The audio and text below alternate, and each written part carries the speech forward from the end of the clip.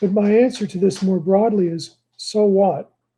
All of these ancient books should be read because the New Testament writers were familiar with them and used them.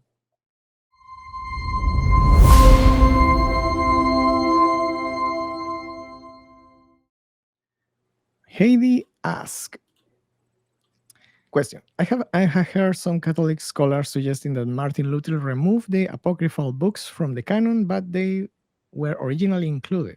Is this correct?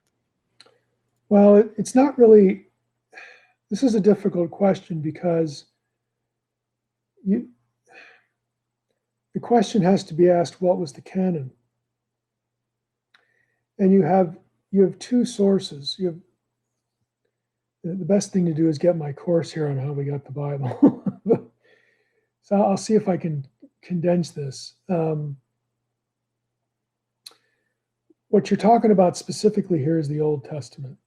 That's what the question is concerning. Whether you realize that or not, that's what it is concerning. We're not talking about New Testament books here. We're talking about Old Testament and extra Old Testament books. So the Jewish canon was composed of those books that could be witnessed in Hebrew. And there was a certain number of them. Again, depending on how they're divided. You know, in English Bibles, they're divided into 39 books. In Hebrew Bible, it's less than that. But you get the same set of books that would be in the Protestant canon. Martin Luther's canon would align with the Jewish canon. And the reason it is because Luther went back to the Jewish litmus test of, was the book witnessed in Hebrew? Now, in the meantime, you have the Septuagint, which is a translation of the Hebrew Bible that was done a couple hundred years before Jesus. And this is the Bible of the earliest church, because the early church spoke Greek, not Hebrew. Now that Bible in Greek, the Old Testament in Greek, contains these extra books. So in one sense, you know, if the Catholics want to say, what was the Bible that the earliest church used, and we're going to consider that the canon, then you have to include those other books, because the Septuagint was the Bible of the early church. The Protestants said, we're going to go back to the Jewish way of looking at this, the Jewish way of looking at the Hebrew Bible. What were the books witnessed originally in Hebrew? That is our canon. And that matches the English Bible's list that we use today as Protestants. Catholics still have the extra book because they're taking the canon question back to the Septuagint.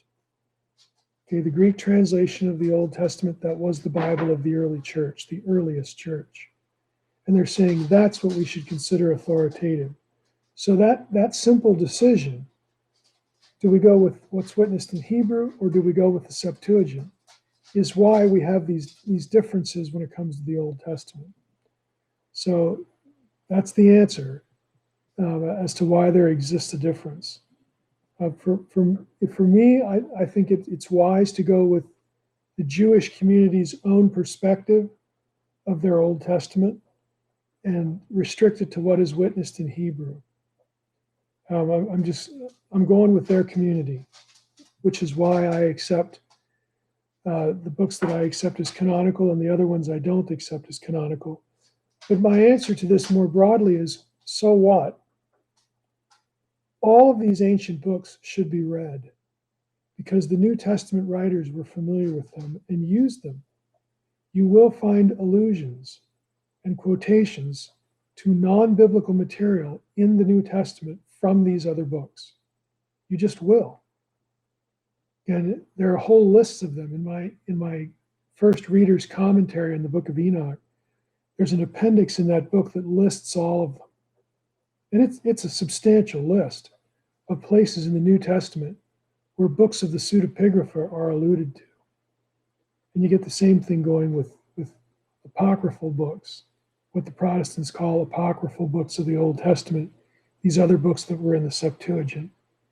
they do get alluded to, maybe not quoted, with one or two exceptions in the New Testament, but the New Testament writers do allude to them, and their content aligns in many cases quite substantially with the New Testament, so that at the very least we ought to be reading them to become better readers of our New Testament and better readers of our Old Testament as well, and not worry so much about who guesses right on the Old Testament canon debate, because that's what it is. It's a guess, which side to go with.